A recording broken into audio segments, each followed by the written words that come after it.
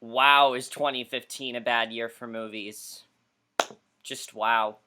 Hey guys, it's Kevin again. This is going to be another movie for you guys, and this movie I'm going to be reviewing, I was really looking forward to this movie. I mean, look at summer movies. What do you want from summer movies? Sometimes you can have, like, really epic summer movies, like, say, this year's Mad Max Fury Road, or you can just have, like, really awesome action movies like Ant-Man or Mission Impossible, which I've heard is awesome. And then you can have really just fun popcorn movies, which is exactly what Pixels look like to me. If you guys look at my reactions to both trailers, I was really looking forward to Pixels. It looked like a really fun movie. It looked like the definition of a fun popcorn summer movie. That really is what it looked like. And I was hoping that it would be fun. And surprisingly, it looked really fun. I mean, it had Adam Sandler. I was kind of worried about that. But it kind of looked like his comeback film to me. It looked like it was finally going to be the film where Adam Sandler proved that he could be funny and that he could deliver a good performance still. And how was Pixels the comeback movie for Happy Madison? Kind of. Kind of. It was the comeback movie in the sense that it wasn't fucking terrible. Okay, it wasn't terrible. But it's still pretty shitty.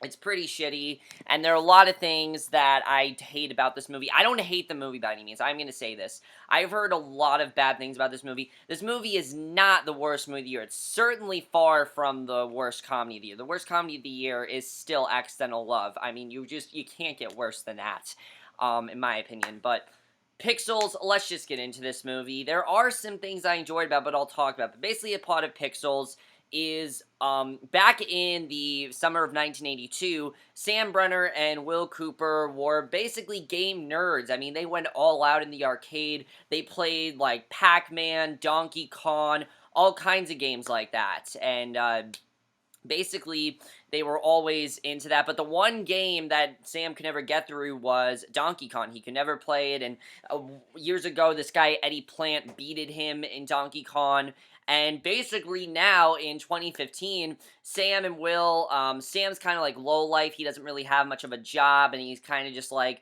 Will, meanwhile, is the president of the United States, but Sam's kind of like not really having a job. And what ends up happening, basically, is because of all the video games they played, well, somehow it was recorded to, basically, Earth, which I do have to say, the plot is still awesome to this movie. Like, there's nothing you can do to make the plot not awesome to this movie. And basically, because they record it, basically, Earth is bringing down these aliens disguised as video games to basically attack the United States, and that basically is a plot of Pixels. And there's nothing they can do to make that plot not awesome, honestly. As bad as this movie is, there's nothing they can do to make that plot, not just, like, one of the most awesome things ever. Now let's talk about what I like about this movie, because there are some things I enjoyed about it. Again, I don't hate this movie. I want to reiterate that. I don't hate it. It's not very good, but I don't hate it. And that's mainly because of a few things. First of all, the acting. Most part, the acting's okay, minus a couple people who I don't really want to talk about. But let's talk about Adam Sandler. Surprisingly, Adam Sandler's not that bad in this film. I really liked his character, Sam Brenner. I thought he was really good. I mean, this is definitely a step in the right direction for him. I think Adam Sandler is starting to realize, like, what's funny and what's not. Because his character actually had some really funny lines that were making me chuckle a lot. Not laugh, chuckle. I thought he was actually pretty funny in the movie. I liked his character. I thought he was pretty good. Definitely, he wasn't bad, honestly. He was a good character. My only thing is I didn't really feel like he added a lot of heart to the role, which I would have personally liked to see more of, because it's more of the goofy Adam Sandler that we're used to, but it's more of but he definitely is not annoying. Like, Adam's doing a good job of not being annoying. There was no point where his character annoyed me, which I was very surprised about. Kevin James as well. Kevin James is probably the best person in this movie, out of the four guys in the movie. He actually was really good. I thought it was really funny at times, and definitely the interactions between him and Adam Sandler are pretty funny, honestly. They were pretty funny. They were making me chuckle, and I was like, wow, I'm actually really enjoying this. Michelle Monaghan as well, she was pretty good as Sam's love interest. You don't really see a lot of chemistry between her and Adam Sandler at all, but I thought Michelle Monaghan did a decent job, definitely. The only reason they argue is because everyone else in this movie is fucking terrible.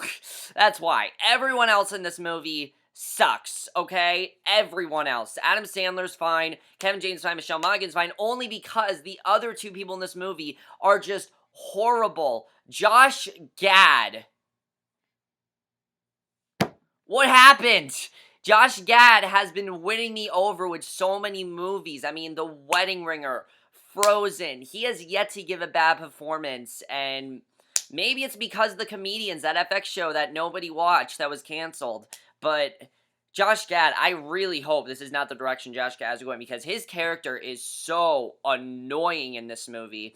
I mean, he just was so over the top the whole movie. He screams like every 5 seconds. It's so annoying. And it's like, just shut the fuck up and stop screaming. If he had not screamed nearly as much, maybe I would have liked his character. He has this really ridiculous plot he has a crush on this like video game character of Lisa from, I believe the video is called Lucky Lisa. Lady Lisa, he has a crush on her, and it's really ridiculous. It's as dumb as you can imagine, and whenever he came into the movie, I was just like, no, no, but nothing, and I mean nothing, can compare to the god-awful performance that is by far one of the worst performances of the year from Peter Dinklage as Eddie Plant.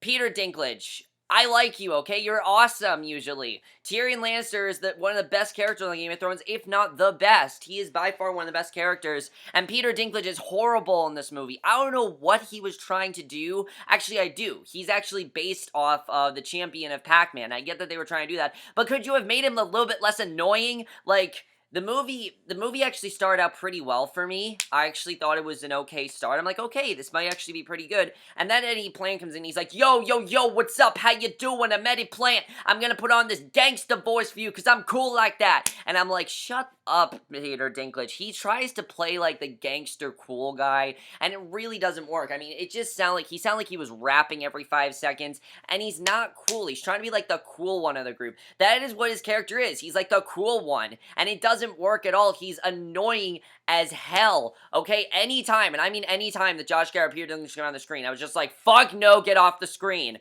Nothing with his character is funny. No jokes work with him at all. There was not one thing he said in the movie that I found funny. He pretty much killed the movie for me. These two killed the movie, and had they not been as annoying, their characters could have actually been pretty good, and no, their characters were very, very dumb. I like the idea of Peter Dinklage's character. I do. I like the idea of he was Adam Sandler's rival and the guy that he beat. I like that idea. But they could have done a good job making him a little bit less annoying. It kind of reminded me of, the movie in some ways did remind me of This Is the End with what they were trying to do. It seemed like they were kind of trying to be like This Is the End, and it really didn't work for me at all. I mean, the all-star comedy, and it didn't work really, honestly. It didn't work at all. Everyone else in the movie, they're fine. They have nothing to do. Matt Lintz is fine as Michelle Monaghan's son. He's okay, but that's really all I'm going to talk about in terms of acting.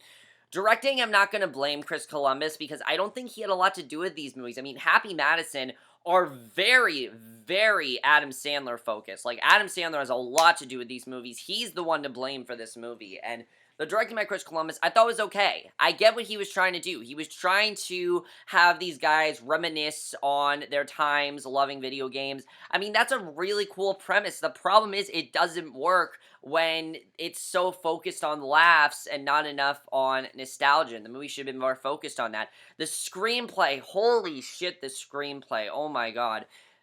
The screenplay is okay. At points, there are some jokes that I said were a bit funny. There were some points where the movie did make me laugh a little bit. But for the most part, the screenplay is terrible to this movie. It's not funny at all. It's trying to be so funny, and it doesn't work. I hate movies where they try to be like the funniest thing ever. And this is one of those movies. They try to be so funny, and nothing about it works. It barely made me laugh. Like, when I tell you guys that movie made me laugh, I mean it made me chuckle. It didn't make me gut-busting laughing. It didn't have me out of my seat saying, holy shit, that's hilarious. It wasn't like that. It was average, and it wasn't, and here's the thing. When it's funny, it's, like, kind of funny. It's not like, oh my god, that's hilarious. The thing about the screenplay is they have great ideas in there. They really have some good ideas, but the execution is what's so bad about this movie. It's the way they execute it, because they spend so much time on these four guys, and they don't do a good job of fleshing out their characters, getting us to care about them, because you don't, honestly. As good as Adam Sandler and Kevin James are, I didn't give two shits about their characters, because there's no heart to this movie whatsoever. There's no point where they try to give you a feel for them. them. They're trying to be like Ghostbusters as well with the team. I gotta say, guys, one of the worst things about this movie is joining the team. It takes forever to get there, and it's ridiculous. And the characters themselves are just so dumb. Kevin James is the president of the United States. In what world would that happen? In what world would Kevin James be the president of the United States? It would never happen. It's that simple. Again, they had some good ideas, but it doesn't work at all. Nothing they're going for really worked for me, and a lot of the storylines, I mean,